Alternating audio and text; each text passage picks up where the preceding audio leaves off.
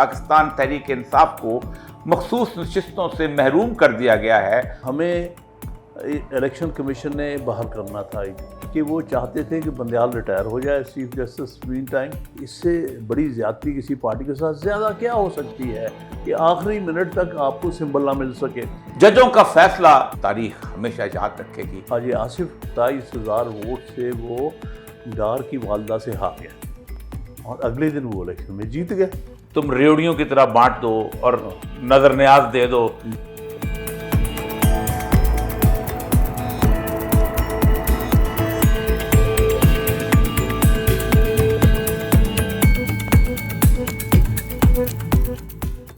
नहमदुहु व नसल्ली अला रसूलिल करीम बिस्मिल्लाहिर रहमानिर रहीम। रब्बि इश्रह ली सदरी व यस्सिर ली अमरी वहलुल उक़्दतम मिन लिसानी यफ़क़हू क़ौली। सदक़ल्लाहुल अज़ीम। मौजूद ख़वातीन हज़रात, कौमों पर जब ज़वाल आता है तो फिर उसके बाद उनका एक अदारा नहीं, एक साथ कई अदारे जो हैं वो धड़ाम से गिरने लगते हैं और फिर एक दिन पूरी की पूरी कौम जो है वो किस्सा पारीना होकर रह जाती है। लेकिन तारीख़ इस बात पर शाहिद है कि अगर कौमों में ज़वाल आना शुरू हो और उनका एक अदारा कहीं मुस्तहकम हो तो वो कौम जो है वो बच जाती है, और वो अदारा है निज़ाम अदल इंसाफ। पाकिस्तान में इस निज़ाम अदल इंसाफ की कहानी बहुत पुरानी है और इस इमारत के गिरने गिरते गिरते अब जिस हालत में पहुंची है वो काफ़ी देर तक उसने अपने आप को सहारा देने की कोशिश की, लेकिन शायद अब ये धड़ाम से गिर चुका है। 1954 में जब पहली दफ़ा असेंबली ख़त्म की गई तो उस वक़्त के स्पीकर मौलवी तमीज़ुद्दीन साहब ने पूरी रात हाई कोर्ट की बिल्डिंग में गुजारी कि कहीं मुझे लोग पकड़ न लें, और सुबह सवेरे उठ के उन्होंने वो पिटीशन दाखिल कर दी और सिंध की हाई कोर्ट ने कहा कि जज मलक गुलाम मोहम्मद का जो हुक्मनामा है ये गलत है। ये अलग बात है कि उस वक़्त सुप्रीम कोर्ट में जस्टिस मुनीर की बादशाहत थी जिसने उसको कलअदम करार दे दिया, और लेकिन टेक्निकल ग्राउंड्स के ऊपर कि इनको इख्तियार नहीं था। और पहली दफ़ा ये हुआ कि एक कॉन्स्टिट्यूशन मैटर जो है उसके अंदर एक सिविल प्रोसीजर जो है उसका सहारा लिया गया, और आज पाकिस्तान में इस सारे के सारे तसव्वुर को पाकिस्तान के कॉन्स्टिट्यूशनल बेंच ने मुकम्मल तबाह बर्बाद करके रख दिया है। उस वक़्त एक सियासतदान की आवाज़ गूंजी थी और उनका नाम था मौलवी तमीज़ुद्दीन।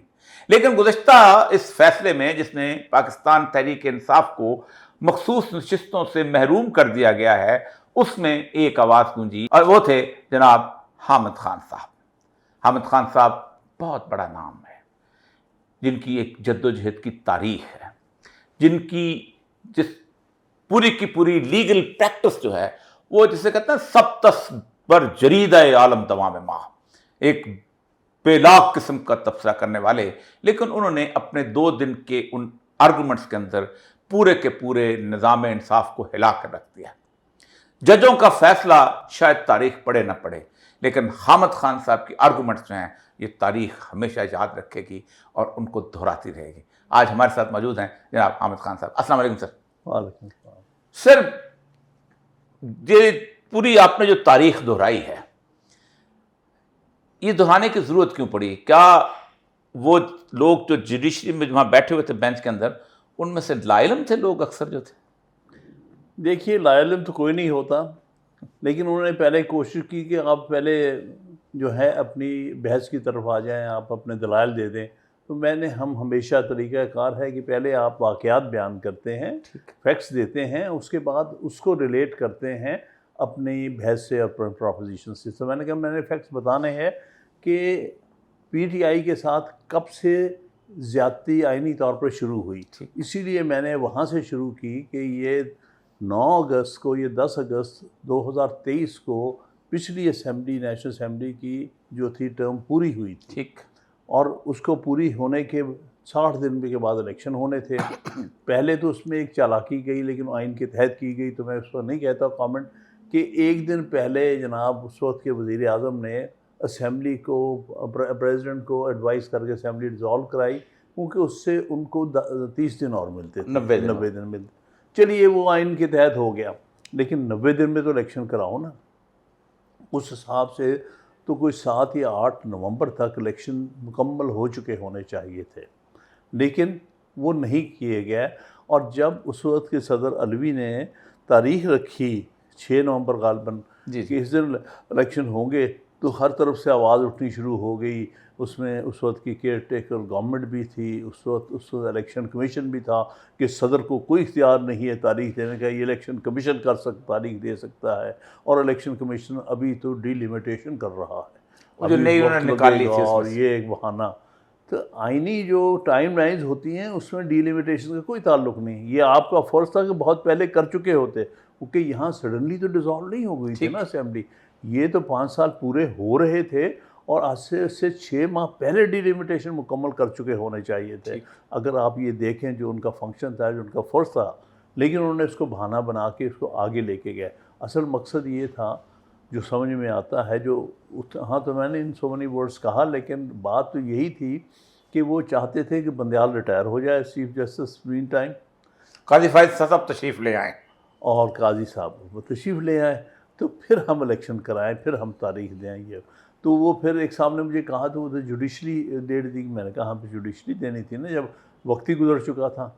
तो फिर काजी साहब ने मिल के उनसे बुला के इलेक्शन कमीशन से 8 फरवरी की तारीख रखी, ठीक, क्योंकि तकरीबन 6 माह बनते हैं after dissolution of the assembly, ठीक, बियॉन्ड द कॉन्स्टिट्यूशनल टाइमलाइन। यहाँ से पूरे 90 दिन और मज़ीद। हाँ, मैंने कहा यहाँ से आइन की जो खिलाफ वर्जी शुरू हो चुकी थी, आगाज़ हुआ साहब। आगाज़।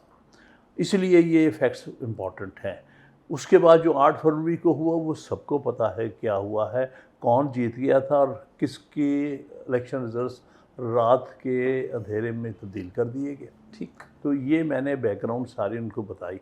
फिर मैंने ये भी बताया कि इस दौरान अब हमें इलेक्शन कमीशन ने बाहर करना था। उस हवाले से उन्होंने कहा कि आपके तो इंटर पार्टी इलेक्शंस ठीक ही नहीं हुए हैं। जो हमने पेश किए थे कि 90 बंदे इलेक्ट हुए हैं हमारे ऑफिस बेयर फलां तारीख पेशावर में, तो उन्होंने कहा नहीं नहीं, ये एविडेंस वगैरह नहीं मिलती, आपने अपने अपने कॉन्स्टिट्यूशन के मुताबिक नहीं बनाया, इसलिए हम मुस्तरद करते हैं और आपको जो है इलेक्शन निशान नहीं देते। सिंबल ले लिया, सिंबल ले लिया। फिर हम पेशावर हाई कोर्ट गए, ठीक, और पेशावर हाई कोर्ट ने 5 जजेस ने हमारे हक़ में फ़ैसला दिया और उन्होंने कहा कि सिंबल तो इनका आइनी जो है वो हक़ बनता है, लेकिन उसमें कुछ तारीखें बड़े अहम हैं, क्योंकि फ़ैसला उनका आ रहा है 10 जनवरी 2024 को। अब उसके ख़िलाफ़ ये इलेक्शन कमीशन, जिसके पास कोई लोकल स्टैंडाई नहीं बनता, ये तो एक एडमिनिस्ट्रेटिव और एक जुडिशल बॉडी है, क्वाज़ी जुडिशल, क्योंकि उसका फैसला अपने फैसले के खिलाफ तुम अपील कर रहे हो। मैं सर थोड़ी सी आपसे कहें कि क्या आज तक कभी ऐसा हुआ है कि अपना कोई सेशन जज अपने फैसले के खिलाफ हाईकोर्ट में अपील में गया? बिल्कुल, ये हमारी बहस रही है बहुत लंबी चौड़ी इसके ऊपर, ख़ास तौर पे काजी फाइज के साथ काजी फाइज राजा सलमान अकरम ने अच्छा बहस की कि कभी हुआ नहीं, और ये बॉडी क्वाज़ी जुडिशल बॉडी। खैर, तो मैंने उसको दोहराना नहीं था, लेकिन मैंने कहा कि सरप्राइजिंग। अच्छा, फिर उसमें अजीब सी बात, ये केस लगा दिया कि 12 तारीख को, 12 को लगाया गया, तो अभी तक डिटेल रीजंस नहीं थे। ठीक, लगता है मजबूर किया गया उन्होंने हाई कोर्ट को उन्होंने 11 और 12 की रात के दौरान वो डिटेल रीजंस लिख के, सिर्फ एक दिन के अंदर। हाँ, डिटेल फैसला पहले भी सुना देते पहले तो वो सुबह भेजे गए। सुबह हमारे पास जब हम गए, मैं और अली जफर इसमें वकील थे PTI के, तो गए तो हमारे तो फैसला नहीं था।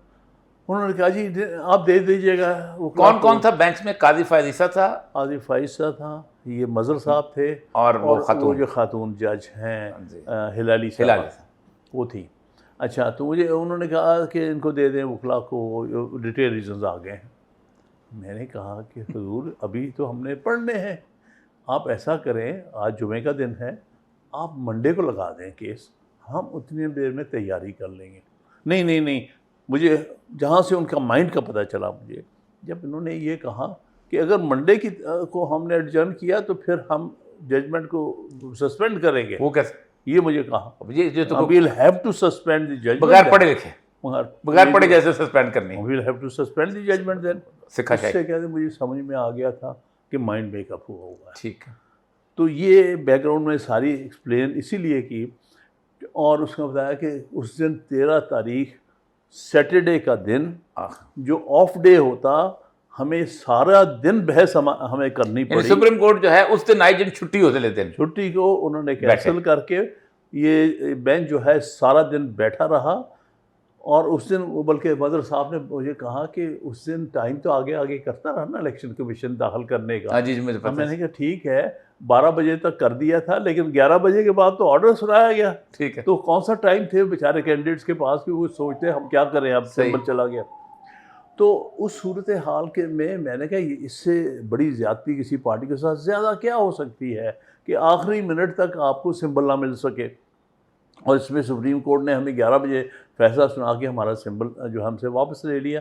इन हालात में हमने नॉमिनेशन पेपर्स दाखिल किए, जिस पर सारी बहस हुई है कि हम उसके बाद एज इंडिपेंडेंट, क्योंकि हमें इलेक्शन कमीशन ने कहा कि तुम तो पार्टी नहीं हो, तुम्हारा फलां एक्सप्लेनेशन 94 के तहत पार्टी नहीं हो। तो अब हम किस मुश्किल में थे। बहरहाल कौम ने हमारा साथ दिया, उन्होंने जाके हमें वोट बल्कि आप में बीच में आपने एक बल्लाबाज वाला भी आ गया था, फिर आपने उसको क्या था, उसको भी उन्होंने गवर्नमेंट ने दबाया, उससे प्रेस कॉन्फ्रेंस, फिर आप सुन्नी इत्तेहाद कौंसिल के बिल्कुल उसमें आ गए थे। पीटीआई उसने नजरियाती बनाई थी। हाँ। तो बल्कि पीटीआई में मुझे बताया गया कि वो मान गया। मैंने कहा उसकी तो हैसियत एक बेचारे एसओ जो जी वो एसएचओ उसको उठा के लेके जाएगा, 2 लित्र लगाएगा। वही हुआ। शेखुपुरे का था बेचारा, दुकानदारी था, कोई ज़्यादा बड़ा बिजनेसमैन भी नहीं था। मेरे पास यहाँ आया करता था कि जी मैं टिकटें दे सकता हूँ, मैं बोला मुझे पता था शाम तक इसने प्रेस कॉन्फ्रेंस करवा दी कि जी मैंने कोई टिकटें जारी नहीं की। सही बात है। तो इन हालात में हमने इलेक्शन लड़ा। अच्छा, इलेक्शन के जो पर्टिकुलर हालात आपने वहाँ बताए हैं कि जो कुछ हो रहा था, मतलब 9 मई से लेके 8 फरवरी तक, क्योंकि 12 मई को तो मैं भी उठाया गया था 3 दिन के लिए। जी। तो मैं उन खुशकिस्मत लोगों में से शामिल हूँ जिन्होंने ये फेस किया। जो आपके साथ बीत रही थी उसमें आप मुझे बताएगा कि रिटर्निंग ऑफिसर जो आपने वहाँ फेक क्या क्या कुछ कर रहे थे और इंतजामिया क्या कर रहे थे। बल्कि उससे मैं एक और अर्ज करूँगा, आपने एक और रेफरेंस वहाँ दिया था, जस्टिस जो लाहौर के थे उनका फैसला था, नजफी साहब का जो फैसला था उनके ऊपर, जो है हमारे डिप्टी कमिश्नरों को बनाने के ऊपर वो जो फैसला था। हाँ, इसका भी आपने रेफरेंस दिया। उसको बल्कि उन्होंने सस्पेंड किया था। जी उन्होंने इलेक्शन कमीशन फिर फाइज है यहाँ से कनाइमस जो है ना क्वाजी फाइज था कि ये उमैर न्याजी के पिटीशन पे हुआ थी। था। जी। और उसका मैंने कहा था रातों रात उसको सस्पेंड किया गया, बल्कि उमैर न्याजी को थ्रेटन किया गया यही काजी साहब की तरफ से कि तुम्हारा ख्याल कंटेंट की प्रोसीडिंग्स क्यों ना हो, क्योंकि ऑलरेडी तो अपॉइंट हो चुके हैं सारे रिटर्निंग ऑफिसर। ये भी मैंने रेफरेंस दिया था कि पाकिस्तान में 1988 के बाद जितने इलेक्शन हुए हैं आज तक, उनमें जुडिशल ऑफिसर्स ही रिटर्निंग ऑफिसर रहे हैं, और जुडिशल चीफ इलेक्शन कमिश्नर ही हमेशा कोई ना कोई फॉर्मर जज सुप्रीम कोर्ट का ही रहता। 88 में जस्टिस एस.ए. नुसरत लगे थे, क्योंकि मैं उस वक्त क्योंकि उसे होता था कि सेशन जज को वो लगाते थे, हम एडिशनल होते थे, क्या नाम है, रिटर्निंग ऑफिसर। मैं रहा हूँ कुछ 4-5 बलूचिस्तान में तो लोग मिलते थे, यहाँ पर नहीं हुआ था। और आखिरी था 77 का इलेक्शन जब डिप्टी कमिश्नर आए थे और धांधली हुई थी। बिल्कुल खौफनाक। तो मैंने इसीलिए 88 से सारे इलेक्शन और काफ़ी तकरीबन 8 या 9 इलेक्शन हो चुके हैं। तो मैंने कहा एक तो पहली ज्यादती ये थी, इसलिए वहाँ पर, और उसमें उठ के राजा सलमान अकरम ने कहा कि मैं कैंडिडेट था और 1,67,000 मेरे वोट मिले। मुझे रिटर्निंग ऑफिसर से बात करनी मुश्किल हुई थी, रस्ते बंद, दरवाजे बंद कर देते थे। हम तो चूँकि वकील थे फिर भी हम रास्ता अंदर बुला लेते थे, लेकिन उसको अप्रोच करना रिटर्निंग ऑफिसर को ये मुश्किल हुआ था।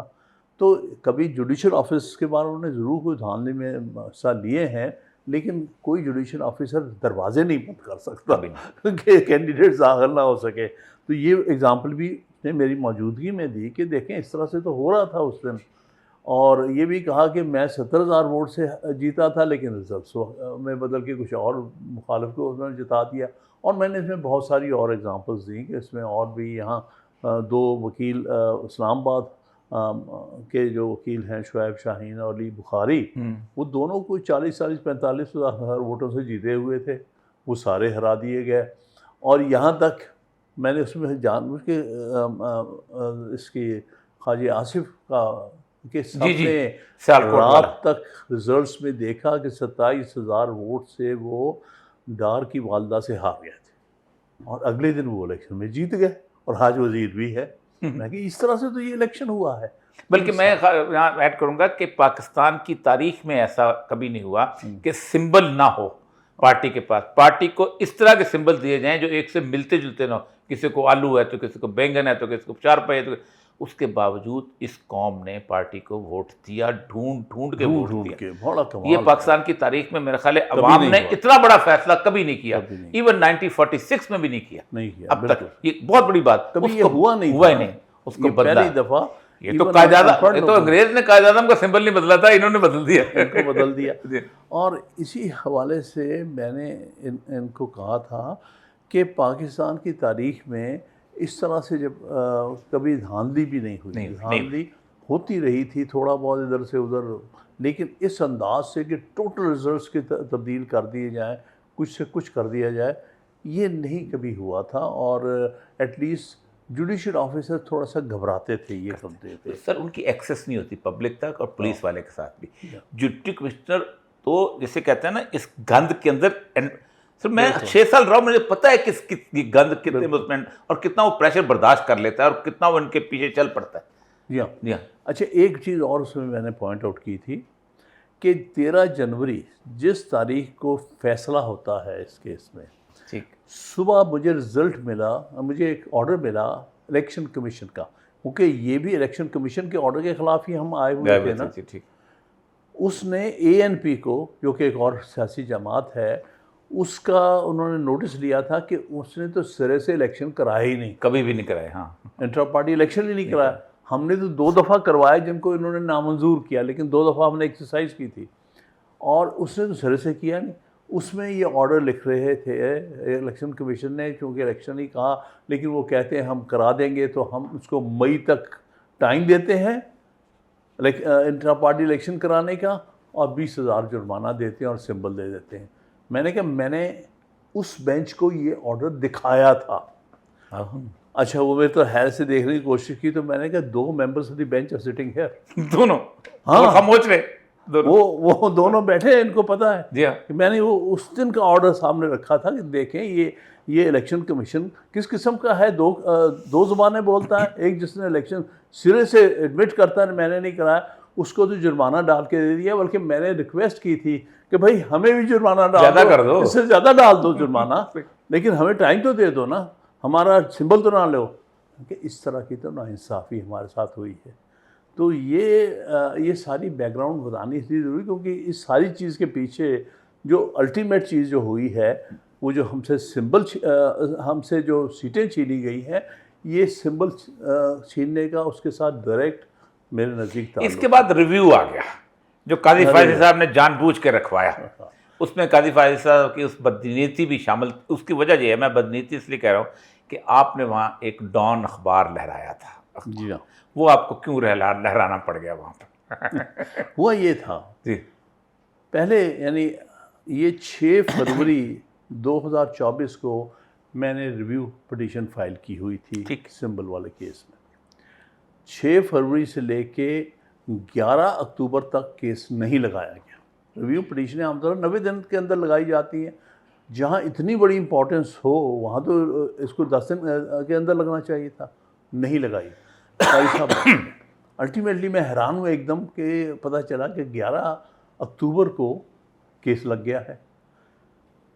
मुझे ये भी पता था कि 25 अक्टूबर को काजी साहब रिटायर हो रहे हैं। मुझसे ज़्यादा किसको पता होगा, मैंने एक रेफरेंस किया हुआ था उनके खिलाफ। मुझको 3 महीने जेल में रखा गया और मेरी 7 दफ़ा जो है ना बेल एप्लीकेशन, जो हाई कोर्ट में डेटें पड़ी है बेल की, सिंपल बेल एप्लीकेशन पे, और रजिस्ट्रार बताता था कि सर आप नहीं कर। तो मुझसे ज़्यादा कौन जानता है। तो इसलिए मैंने पॉइंट आउट किया और मैंने यहाँ से एडजमेंट एप्लीकेशन लाहौर से कि मेरे पर्सनल एंगेजमेंट है। तो पहले तो उस मेरी एप्लीकेशन में बड़ी सुना कमेंट्स किए गए हैं, ये कैसे, दिस इज़ नो ग्राउंड। फिर बड़ा लंबा चौड़ा ऑर्डर लिख के एडजमेंट मेरी एप्लीकेशन रिजेक्ट किया गया उसको। और फिर उसके बाद आखिर में ये लिखा, however for the in the interest of justice we are adjourning this to 21 October. Retirement 25 को तो रिटायर हो रहे हैं, 21 को लगा दिया। Then I had to appear. और जब अफेयर हुए तो मैंने ये बात कही कि मैंने आपके सामने आर्ग्यू नहीं करना। आपने रफ बोला था एक मतलब प्रेजुडिस जज। मैंने कहा कि मेरा स्टेटमेंट दिया कि I will not argue this case before the bench headed by an extremely biased जज। ये वर्ड्स मेरे लफ्ज़ है, actually biased chief justice. Extremely biased जज ठीक ऑन हिज फेस। ठीक। कहते हैं आप जो जी चाहे कहें। मैं हाँ। मैंने कहा मेरा स्टेटमेंट रिकॉर्ड करें ना जी। अच्छा नहीं, आप नहीं फिर आर्ग्यू करना चाहते हैं। अली जफ़र बैठेगा। अली जफ़र आप भी तो इस केस में वकील थे, आपने भी तो बहस की थी, आप आर्ग्यू करेंगे? कहा नहीं सॉरी, बल्कि मैंने एक एप्लीकेशन दी है, उन्होंने कहा, जिसमें कहा कि रात को एक 26वीं तरमीम मंजूर हुई है, हाँ भी उसके तहत अब लार्जर बेंच बनेगा रिव्यू के लिए और कॉन्स्टिट्यूशन बेंच बनेगा। ये कि बेंच सुन नहीं सकता। हाँ नहीं नहीं ये कोई बात नहीं, मुझे नहीं पता। कहते ये हैं कि I don't know if there is any amendment. भाई सारी दुनिया को पता है। अखबार नहीं पढ़ते ना, टीवी भी उनके घर में नहीं है काई साहब के। वैसे तो उसका कमिश्नर ने बयान दिया था, उसका इनकार करने के लिए साफियों के पास आके वहां खड़े हो गए थे, वो यूट्यूबर के पास। जो कमिश्नर ने जब इन पे इल्जाम लगाया था, उतना उनको पता होता, ये नहीं पता होता। तो वो भी उस डॉन ने रिपोर्ट की हुई थी कि एक एप्लीकेशन ये भी थी कि आप नहीं सुन सकते क्योंकि अब अमेंडमेंट आ चुकी है। अच्छा खैर, लेकिन उन्होंने फिर भी नोटिस नहीं लिया। अगर उस अमेंडमेंट है 5 से छोटा बेंच नहीं बन सकता, जो 26, लेकिन आपने उसको इग्नोर कर दिया इन्होंने। और इग्नोर करके फिर पूछा, और जो 2-3 कि और भी इनके हाजिरी लगी हुई है, उसमें मेरे साथ एक एसोसिएट है, उनका नाम भी अजमुल अखबार, और एक और कि ये भी वकील थे, गौहर भी वकील थे। गौहर कहाँ पर है वो नहीं है। तो अल्टीमेटली उन्होंने लिखाना शुरू किया, ऑर्डर लिखाना शुरू कर दिया कि the senior council so says that he doesn't want to argue the case before this bench। मैंने उस वक्त खड़े होकर मैंने कहा, 2 विटनेस आपके सामने, 2 जज बैठे हैं, इनके सामने मैंने खड़े होकर कहा कि जनाब मेरा पूरी स्टेटमेंट रिकॉर्ड करें। I don't want to argue this case before this bench which is headed by extremely biased जज। पूरा स्टेटमेंट रिकॉर्ड करके जो जी चाहे कहने लगे, you can't dictate this to me. मैंने कहा but this is my statement. इस पर तो उसके बाद उन्होंने बगैर स्टेटमेंट रिकॉर्ड की, मैंने वो आपके सामने ऑर्डर की। मुझे किसी ने कहा ऑर्डर कहाँ पर है, मैंने कहा ये मैंने लगाया हुआ, आप देख लें फलां सफ़े पे, वो ऑर्डर लगाया गया। मैंने कहा अब ये डॉन की भी आप देख लें कि डॉन में कैसे रिपोर्ट हुआ। तो वो एक कहने लगे नहीं जी आपने कह दिया बस ठीक है, डॉन की रिपोर्टिंग हम क्यों देखें, ये वो चलो बात खत्म हो। यानी अखबारों के ऊपर आप सो मोटो रेफरेंस ले सकते हो, हाँ, लेकिन तो लोगों को तो यहाँ नहीं कर सकते, यहाँ नहीं कर सकते। तो ये वो सारे फैक्ट्स थे जो मैंने बयान किए थे एक दिन पहले। वो बारहा मुझसे कहें इनका क्या ताल्लुक़ है, आप आर्ग्यूमेंट करें। मैंने क्या आर्ग्यूमेंट्स इसी बेसिस पे होगा कि कौन से हालात थे, और उनके तहत हमें ये सारा भुगतना पड़ा, और आज तक हम और फिर हमसे इलेक्शन कमीशन ने हमारी स्पेशल सीट्स छीन ली। अब मैंने वो भी हालात बताया कि कॉन्स्टिट्यूशन कहता 3 दिन आपको मिलते हैं। मैंने कहा जब हमारे लोग ज़्यादा लोग इलेक्ट हुए थे, कईयों को तो उसने चेंज कर दिया ना, जिसको एक्नॉलेज भी किया, नोटिफाई भी जिनको किया, उनके लिए भी तो मंडी लग गई थी। किसी को ऑफ़र हो रहा था, किसी को दबाव था कि जाओ PMLN ज्वाइन करो, फलां पार्टी ज्वाइन करो। ये हालात हुए थे। विद इन द नाइट हमें वी हैड टू डिसाइड कि भाई अब क्या करें, जाए, कोई पार्टी तो इन बेचारों को बचाएं, वरना ये इंडिपेंडेंट रहेंगे तो इनका तो इनके तो बच्चे उठाए जा रहे थे। मैंने कहा ये सारे सूरत हाल थी। इन हालात में भी डिसाइडेड कि हम SIC ज्वाइन करेंगे, क्योंकि ये पॉलिटिकल पार्टी है और इस तरह हमारे आपका अलायंस भी था उसके साथ चलेगा। तो दीज आर दी सर्कमस्टांसेस जो आपके नॉलेज में लाना चाहता हूँ। और मैं ये भी कहना चाहता हूँ कि जो मेजॉरिटी थी इस जजमेंट में, जिसको आप रिव्यू कर रहे हैं, उसने ये सारे फैक्ट्स लिखे हैं और एक्नॉलेज किए हैं कि हालात ये थे, जिसमें उन्होंने ये बात बिल्कुल सही कंक्लूड की कि SIC और PTI में कोई फ़र्क नहीं है, एक ही पार्टी है नाम से, क्योंकि उस वक्त तक उसको रिकग्नाइज़ नहीं कर रही थी इलेक्शन कमीशन। तो इन हालात में ये सब कुछ हुआ है। और पहली दफ़ा मैं देख रहा हूँ कि on the basis of substantial and final justice इन्होंने एक हमारे बेंच ने फैसला दिया। फिर वो कोई इधर से बात करे, कोई उधर से करे कि ये जो नहीं बेंच था जिसने आपके हक में फैसला दिया है, इसमें 13 अरकान थे। आज जो नहीं, फैसला पहले जो हुआ था जिसके 13 खिलाफ आप रिव्यू में आए, 13 अरकान 13 में से 11 ने पीटीआई को पार्टी भी माना और हाँ। पीटीआई को खास तौर पे कहा कि ये सिंबल भी इसका उसका ऊपर भी बात पार्टी का 8 ने तो माना, 8 ने माना। 9 ने उससे ये एक जजमेंट जो है वो तकरीबन मैं उसको समझता हूँ कि उसने कंकरिंग जज ऑर्डर पास किया है अफरीदीन, हाँ जी उनका, और 2 इधर थे, 2 जो डिसेंटिंग जज थे, लेकिन उन्होंने इस हद तक माना है जिसमें कि काजी 39 सीटों का साहब थे और दूसरे मंदोखेल साहब थे कि हाँ ये पॉलिटिकल पार्टी है, हमने हमेशा इसको पॉलिटिकल पार्टी माना है रिगार्डलेस ऑफ द सिंबल। तो ये सूरत सिर्फ 2 जजेस थे जिसमें अमीनुद्दीन और जिसमें वो अफगान, जिन्होंने कहा कि नहीं हम नहीं मानते, बल्कि ये उसका कल मैंने कहा भी था कि आप देखें आपने किस तरह लिख दिया है कि ये बाइंडिंग नहीं है। ये पहली दफ़ा मैं देख रहा हूँ दुनिया में। सुप्रीम कोर्ट के 2 जजों ने बाकी 11 जजों को के फैसले के बारे में इलेक्शन कमीशन को कहा कि तुम मत मानो, बाइंडिंग नहीं है। इसका मतलब है कि आपने हवा में उड़ा दिया ना सुप्रीम कोर्ट को। फिर मैंने इसीलिए वो बुश वर्सेस गोर का रेफरेंस भी कर दिया था। किसका? Bush versus reference. अच्छा जी, मैंने एल गोर वाला। मोस्ट कंटेंशियस केसेस होते रहे दुनिया में, जिनमें से एक केस था जिसमें 2000 का प्रेसिडेंशियल इलेक्शन पर, तो उसमें 5-4 से फैसला था, फ्लोरिडा वाला। लेकिन 4 जो डिसेंटर्स थे उन्होंने ये नहीं कहा था कि 5 का जो है जो फैसला ना मानो, वो बाइंडिंग नहीं है। दुनिया में कभी नहीं दुनिया हुआ। ने की। अच्छा, इसलिए उसमें मैंने कहा वो जस्टिस स्टीवंस का मैंने हिस्सा पढ़ के सुनाया इनको सिर्फ सुनाने के लिए कि उन्होंने क्या कहा। उन्होंने ये कहा था ठीक है ये आज फैसला तो हो गया, लेकिन उसने कहा कि though in the future we will never know the real identity of the winner of the presidential election this year, but the identity of the loser is clear. Yes. That is the confidence of the people of United States in this court as a neutral and as the adjudicatory body. इस अल्फाज में उन्होंने एक और चीज़ इसमें discuss हुई थी, आपके जो पहला फैसला जिसके ऊपर रिव्यू आया है कि विल ऑफ द पीपल कैसे रिप्रेजेंट होती है, कि लोगों क्या चाहते हैं, और उस लोगों ने क्या चाहने में लोगों के इतने लोगों को सीटें दी हैं, आ गए हैं, अब उनकी तुम टेक्निकलिटीज़ में आके तुम रेवड़ियों की तरह बांट दो और नजर न्याज दे दो कि इसको, तो ये हम नहीं मान सकते। अब आपने इसके ऊपर जो डिस्कशन की है उसके ऊपर ज़रा सा कि ये जो सूरत हाल जी, वही मैंने अर्ज़ किया कि देखिए, क्योंकि अभी तक बहुत सारे जजेस, कल भी हम परसों में कहा कि आप पहले सिविल प्रोसीजर कोड से बाहर निकल आए। सिविल जज से ऊपर आ जाओ। कॉन्स्टिट्यूशनल जुरिस्डिक्शन सबसे अबलंद होती है, उस पर कोई ऐसी रिस्ट्रिक्शंस नहीं। ए वर्सेस बी, ए ने कुछ साबित नहीं किया तो फिर ए के ख़िलाफ़ हो जाएगा, बी ने कुछ साबित किया, ये नहीं। वरना तो आइन से 187 निकाल के बाहर फेंक दो ना। बाहर फेंक दो। दूसरी बात मैंने कहा कि ये जो जजमेंट आई है इस लिहाज से, क्योंकि इसके ऊपर पहले भी जजमेंट्स हैं, उसमें ख़ासतौर 2009 की जजमेंट जो है सिंध हाई कोर्ट महारानी, उसमें उन्होंने ये कहा कि बुनियाद जो है इस जुरिस्डिक्शन की वो इंसाफ है।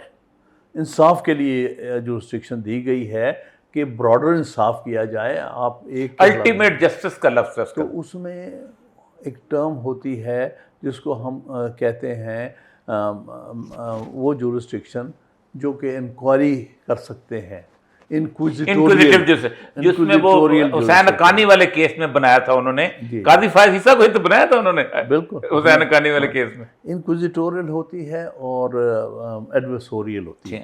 एडवर्सोरियल ठीक है, हमारा जो कॉमन लॉ सिस्टम में एडवर्सोरियल होती है, ये कॉन्टिनेंटल लॉ में मैंने कहा होती है, लेकिन जो कॉन्स्टिट्यूशनल जुरिस्डिक्शन है वो इंक्विजिटोरियल होती है। ये कोर्ट का फ़र्ज़ होता है इंक्वायर करे, और इस मामले में बहुत बड़ा क्रेडिट है इन 8 जजेस के जजमेंट में। उन्होंने सारी चीज़ को इंक्वायर किया, डे 1 से क्या कुछ हुआ, जो फैक्ट्स मैंने आपके सामने बयान किए, और इस नतीजे में पहुँचे कि असल पार्टी ये है, कैंडिडेट इनके थे, लिस्ट इन्होंने दी हुई थी, इनको सिंबल से महरूम किया गया। तो इंसाफ क्या कहता है कि उस पार्टी को दें जो असल में पार्टी थी, ना कि जिसका उन्होंने सहारा लिया। तो इसलिए मेरे नज़दीक तो पहली दफ़ा इतना बड़ा इंक्विजिटोरियल जुरिस्डिक्शन का फैसला हुआ है, जिसकी मैं क्रेडिट देता हूँ इस सुप्रीम कोर्ट को। उस वक्त के। अच्छा, अब आपने अब आते हैं ज़रा सा इस ये जो बेंच 11 जज का फैसला, अब यहाँ जो 13 का बेंच बनाया गया था जी, 13 में से 2 तो चले गए, मोहतरमा आयशा मलिक साहब और एक वो जो थे वो ओरिजिनल बेंच का हिस्सा थी। अच्छा, पहले तो ये बात बताइए कि रिव्यू जो है तारीखी तौर पर ये होता है कि जिन जजों ने फैसला लिखा होता है वही रिव्यू करते हैं, अनलेस के कोई आपको ले आए एक किस्म का, जैसे ने लेके आए थे वो जो NRO ले आए, निकाल दिए हों, तब वो जैसे वो सूद वाले केस में हुआ था सारा कुछ, वो अनअवेलेबल दोस जजेस हु आर नॉट अवेलेबल, फौत हो जाएं, रिटायर हो जाएं, तब तो ठीक है, इनमें सारे जिंदा है माशाल्लाह, अल्हम्दुलिल्लाह जिंदा है और उसी सुप्रीम कोर्ट के अंदर मौजूद है। तो सारे के सारे जजों में से उन्होंने निकाल के ये बना ली। उसमें आपने एक लफ्ज़ इस्तेमाल किया था जिसमें बड़ा शोर मचाया कि आपने कोर्ट पैकिंग की है, पहले बंदे इकट्ठे किए हैं, केड़ा केड़ा बंदा साढ़े नाल है, उसको सिंध से लाओ, बलूचिस्तान से लाओ, पंजाब से लाओ, पहले कोर्ट। तो ये आपने क्यों इस्तेमाल किया? इसलिए किया कि देखें ये वायलेशन हो रही है, क्योंकि मुझे ये पहले समझ नहीं आती कि 10 महीने आप क्यों उस जजमेंट पे बैठे रहे हैं और आपने लगाया नहीं केस। अब बात समझ में आई। देखिए पहले तो 3 महीने, अभी 26वीं तरमीम शायद इंतज़ार था, उसके बाद ही लग जाती, फिर भी नहीं लगा। फिर आहिस्ता आहिस्ता आपने सुप्रीम कोर्ट के जजेस की तादाद में इजाफे का 1 नवंबर 2024 को वो पास किया। उसका मैंने सारे ये भी बताया कि जब ये सेनेट की वो जो थी committee, law and justice committee के सामने ये लेके आया था फ़ारूक नाइक एज चेयरमैन कि जी तादाद बढ़ा दी जाए, तो मैंने और कामरान मुर्तज़ा ने इसकी मुखालफत की। ठीक है, आप कैसे बढ़ा सकते हैं जब 34 जजेस पर इंडिया की जो हमसे 6 गुना ज़्यादा आबादी वाला मुल्क है वो चल सकता है, तो हम 17 जजेस से नहीं चला सकते। सही है। एक तो ये बात। फिर उसके बाद नहीं जी नहीं, ये हम फैसला कर सकते हैं, ये वो नाइक। मैंने कहा, फिर मैंने और कामरान ने ये बात कही कि आप ऐसा करें कि एक सेपरेट ऑर्गन ऑफ स्टेट है जुडिशरी, आप उनसे चीफ जस्टिस से मशावरत करें कि बताएं कि आपको और जजेस की ज़रूरत है, अगर ज़रूरत नहीं है, अगर है तो कितने जजेस की ज़रूरत है, उसकी कंसल्टेशन के बगैर आप उस अपने तौर पे बना रहे हैं। बंदे भर्ती करने में ठीक है। उन्होंने कहा जी नहीं, हम बड़े जो हैं जुडिशियल माइंड के लोग नहीं। उन्होंने कहा जी पार्लियामेंट्री सुपरमेसी है। एक ये बड़ा अजीब गरीब लफ्ज़ है, मतलब वो मैं इस पर डिस्कस करूंगा कि पार्लियामेंट सुप्रीम, ये इसका जवाब दे दें कि ये जो फिक्र है। तो उस पर मैंने कहा कि मैं और Kamran Murtaza we walked out कि ये बिल्कुल गलत काम हो रहा है। तो ये, लेकिन बहरहाल वो ले आए। अच्छा, और फिर हमें हैरत हुई जब ये मामला पेश हुआ है पार्लियामेंट के सामने, अप्रूवल जो थी वो 25 तक थी, चलिए हो गई, उसको एक रात में 34 कर दिया। वो औलाम ने उठ के जो कह दिया कि 34 कर दें इसको, और 34 हो गए। पता नहीं कहाँ से फैसला आया कि 34 कर आता है ना फैसला सर, ग्रीन लाइन होती है सर। हाँ, जब ये हो गया फिर उसके बाद अपॉइंटमेंट शुरू हुई। फिर वो सारे, फिर मैं बताया 14 फरवरी को किन किन जजेस के अपॉइंटमेंट है, नाम भी मैंने लिए। सुप्रीम कोर्ट में एलिवेशन हुई। हाँ, सुप्रीम।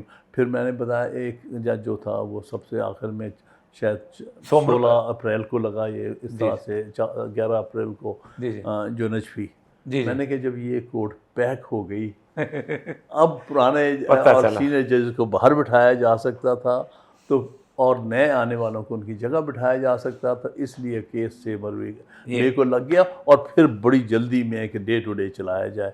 मैंने कहा ये हुआ है आपके सामने। अच्छा, उसमें एक और चीज़ जो है, ये पाकिस्तान की तारीख में पहले दफ़ा हुआ है कि जजेस की अपॉइंटमेंट का जो कमीशन है उसमें इंतज़ामिया जो है उसकी तादाद ज़्यादा है जुडिशल ऑफिसर्स की। इसका मेरा आर्गूमेंट ये था कि इसका मतलब ये है कि अगर ये हम मान लें बात कि दूसरे जजेस को बिठा के पहले जजेस के फैसले को आप कलम कर सकते हैं, तो फिर तो इंतज़ामिया के लिए बहुत आसान हो गया।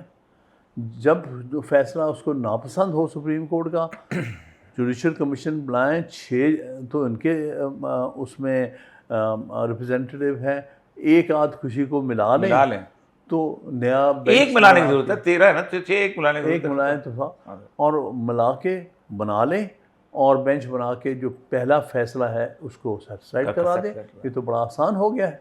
तो इसलिए ये कभी भी बेंच बनाने का इख्तियार दुनिया की किसी अदालत में इंतजामिया के पास है? नहीं था, दुनिया में नहीं था और नहीं है। उसकी अभी वजह ये है कि इंटरनल ऑटोनॉमी खत्म हो गई है सुप्रीम कोर्ट एक इंटरनल ऑटोनॉमी है, दूसरा ये है कि आपके स्टेट अक्सर केसेस वर्सेस द स्टेट होते हैं। बिल्कुल। और जब स्टेट ही आपको अपॉइंट कर रही है, स्टेट ही आपका बेंच बना रही है, तो आप तो गए। बिल्कुल। अच्छा, अब वो जो पार्लियामेंट सुप्रीम की जो मैंने बात की, जिसमें आज का शोर शर बहुत मचा होता है, सेम दुनिया में सिर्फ यूके की पार्लियामेंट को सुप्रीम कहा जाता है क्योंकि उनका रिटन कॉन्स्टिट्यूशन कोई नहीं है। बाकी तमाम अदालतें, तमाम चीज़ें जो हैं वो आइन की हैं, ये बात तय है। आइन जब आ जाए फिर पार्लियामेंट सुप्रीम नहीं, पार्लियामेंट भी आइन का तख्लीक करदा एक अदारा है। बिल्कुल सही कहा। तो ये आपने आर्गूमेंट किया होगा वहाँ पर। बिल्कुल नेचुरली इतना सुप्रीम, वो जब वहाँ पर है ना कि आप कहाँ से सुप्रीम कह रहे हैं, अदलिया बराबर का अदारा है, बराबर, दोनों बराबर हैं, सुप्रीम कोर्ट अदलिया बराबर। इसलिए कैसे आप कह रहे हैं इंडिपेंडेंस ही खत्म हो जाती है अगर उनके बारे में फैसला कर सकते हैं। अच्छा, अब अगली बात यह है कि इस वक्त तकरीबन 7-5 का फैसला है ना जी तकरीबन। उसके बाद एक और डेवलपमेंट जो हुई है ना, वो कल आपने नोटिस की होगी। अच्छा, जब मैं नाम दे रहा था सबके, तो नए अपॉइंटेड जजेस में से एक ने मुझे एड्रेस किया। उनका नाम है, हाँ, वो पंवर साहब, हाँ पंवर जी, पंवर साहब, तो सलाउद्दीन पंवर। उन्होंने कहा कि आप क्या कहते हैं, आप कहते हैं कि हमें यहाँ से रिक्यूज़ कर जाना चाहिए, जो आपका आर्गूमेंट है, जो आप ना। मैंने कहा देखें, ये जज का अपना फैसला होता है रिक्यूज़ करना, ये नहीं, पर मैं सर्कमस्टांसेस बयान कर रहा हूँ। तो उसके बाद अगले दिन जब वो आए ना, सबसे पहले तो डिले हो गया, ठीक 9:30 बजे बैठना था बेंच, 10 बजे बैठे हैं, आधा घंटा लेट। ज़रूर आपस में कोई उनके होगी कि भाई तुम मत छोड़ो, पंवर को बैठ गए थे, सलाउद्दीन पंवर को। फिर जब आए तो जब बात शुरू हुई तो सलाउद्दीन कंवर ने मुझसे बात की कि मेरी बात सुने। ठीक था, फरमाइए। उसने कल आपके फैसले में ये समझा कि आप चाहते हैं कि हम जो हैं नए जजेस, ये फैसला ना वो रिक्यूज़ कर जाए।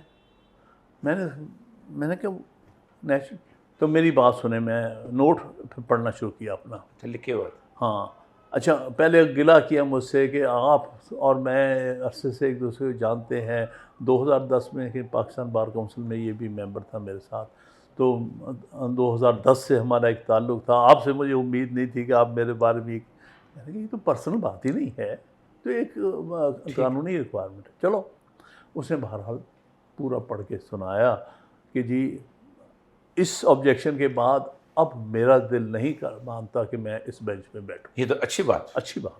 ये तो अब नाम रह गया, एक बंदे का नाम रह गया, जैसे कॉर्नेलियस साहब का रह गया था। बिल्कुल। जैसे उसने कंक्लूड किया, मैंने उनको कहा कि आई डीपली अप्रिशिएट दैट। वाह। इस पर वो अमीनुद्दीन साहब बड़े गुस्से हुए, no need of appreciation, nothing that. और फिर उन्होंने कहा, ये तारीफ पर न करो तुम्हारे मुखालिफ के। सही है। सो वो उठ के चले गए, हम 15 मिनट के बाद आएंगे। अब सवाल ये था कि इसके बाद तो बेंच टूट गया था। अब नया बेंच बनना चाहिए। दैट बेंच जो 11+2 कहलाता था, हालांकि हमारा थ्रू आउट ऑब्जेक्शन रहा कि ऐसे नहीं सुन सकते, आप 11 बैठे हैं, ये 11 का ही बेंच है और 13 के फैसले को आप रिव्यू नहीं कर सकते। इस पर बड़े दिन नहीं जी, हम उन दोनों को काउंट करेंगे। उन्होंने अपना फैसला लिख के चले गए हैं, हमने ये डिसाइड किया कि हम दोनों के वोट काउंट करेंगे।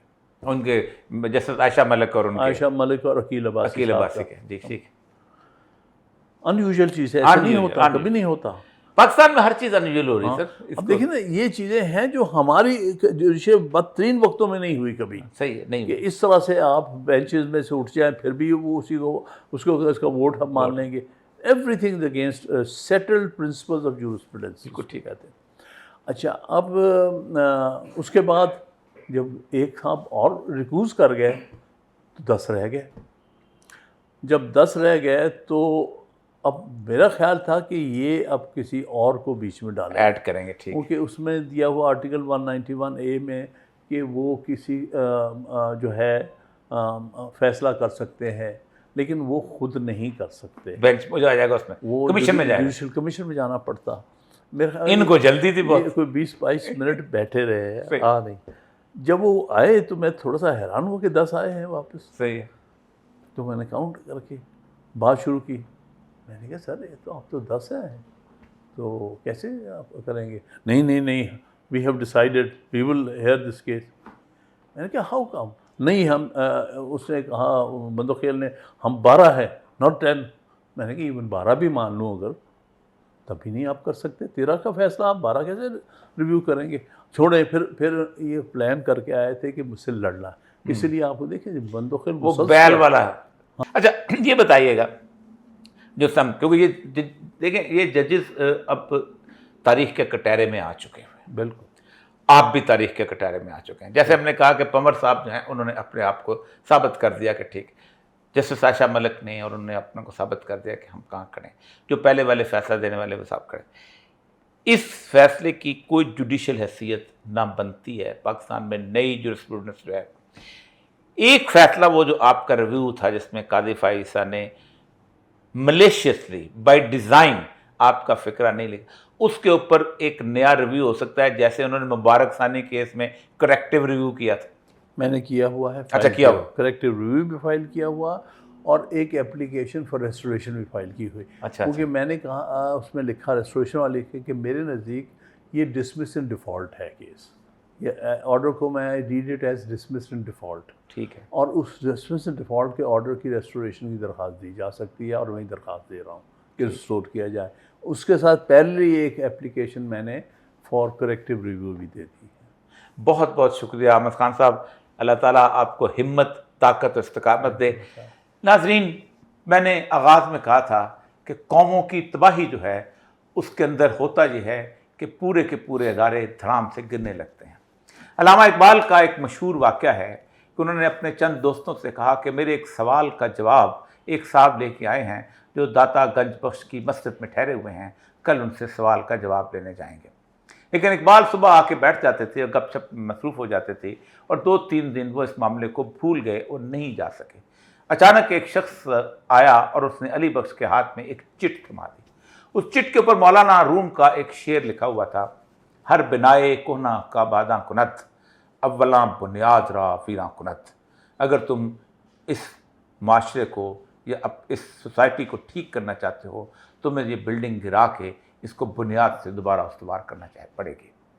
यूँ लगता है कि पाकिस्तान की तमाम अदारों की बिल्डिंग्स जो हैं वो इस हालत पर पहुंच चुकी हैं कि इन्हें अब किसी रिपेयर की ज़रूरत नहीं, उन्हें कोई किसी किस्म की रिपेयर दोबारा ठीक नहीं कर सकती।